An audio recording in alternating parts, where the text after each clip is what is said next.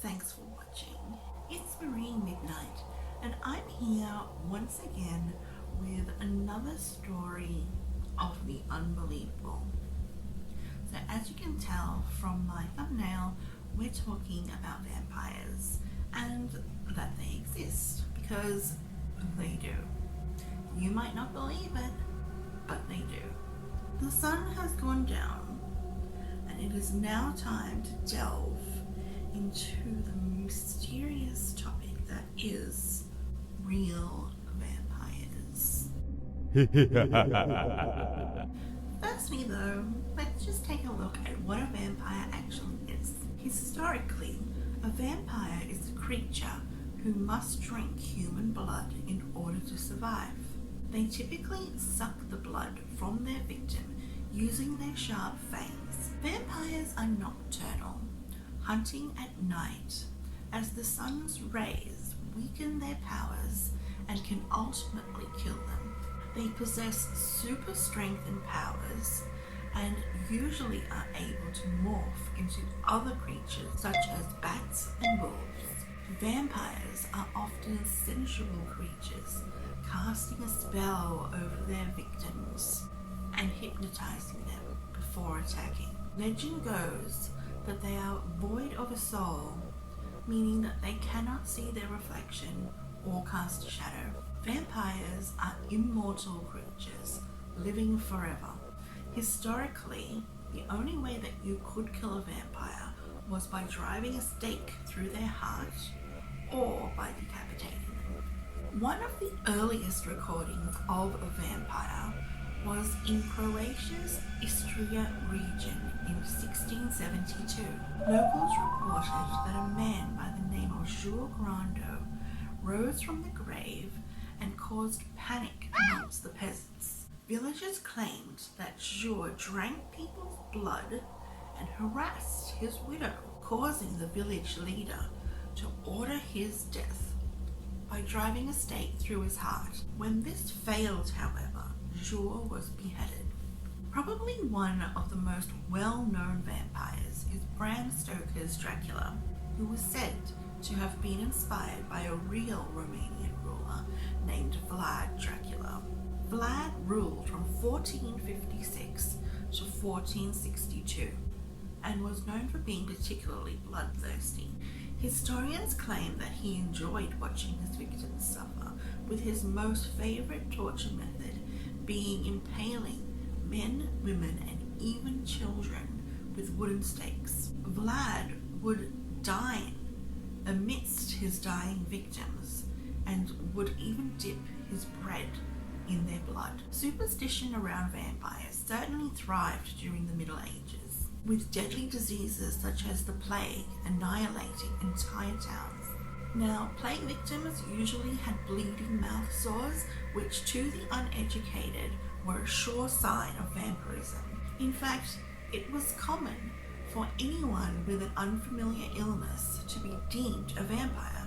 Accusations of vampirism continued to flourish in southern and eastern Europe and boiled over into the 19th century. During this time, New England had one of its biggest vampire scares. This panic was again the result of a fear of disease. It was also during this era that vampires were receiving a different kind of attention, that of literature. European books such as The Vampire, Camilla, and Dracula, along with many vampire-themed plays, were depicting these beings in a new aristocratic and sensual light. And when the 20th century rolled around, these fictional creatures had all but replaced folk beliefs. The vampire panic had finally slowed down.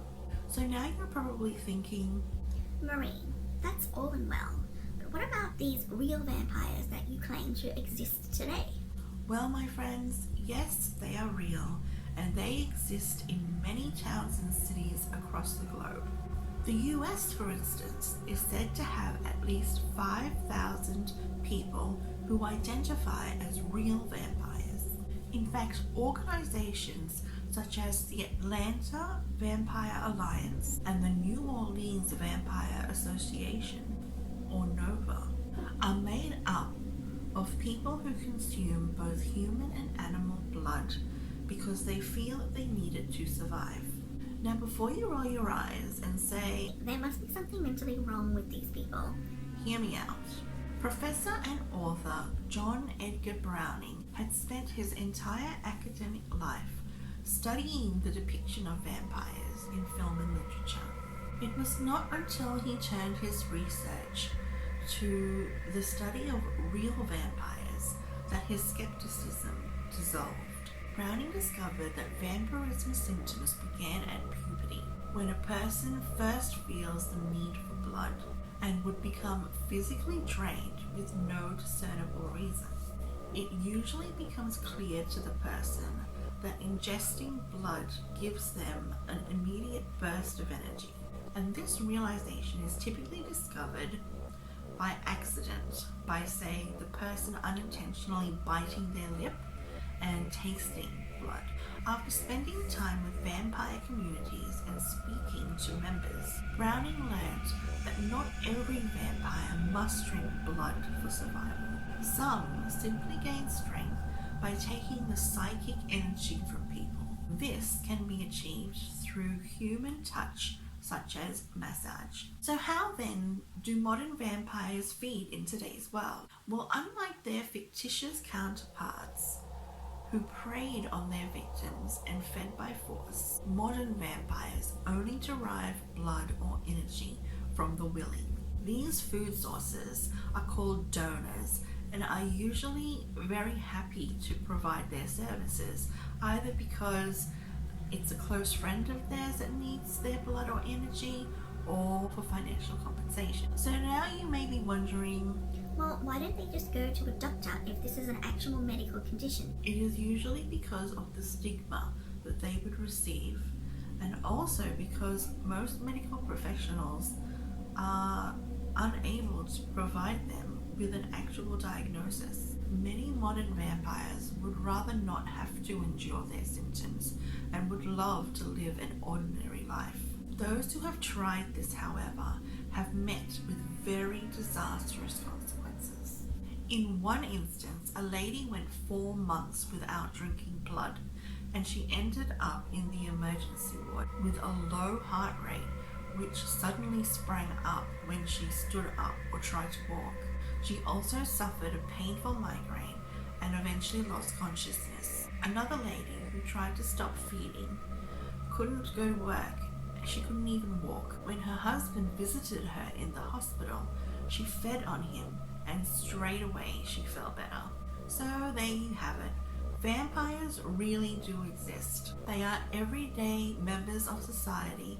They have spouses, families, kids, friends, and jobs. While some choose to express themselves by wearing gothic clothing and prosthetic fangs, others show no physical evidence to indicate vampirism. In fact, most of today's modern vampires aren't even aware of how vampires were depicted in popular culture. This goes to show that the vampires of today aren't just super fans who have taken their obsession to the next level. They are average people with routines no different to anyone else, apart from their very unique diet requirements. That's it for this week's video.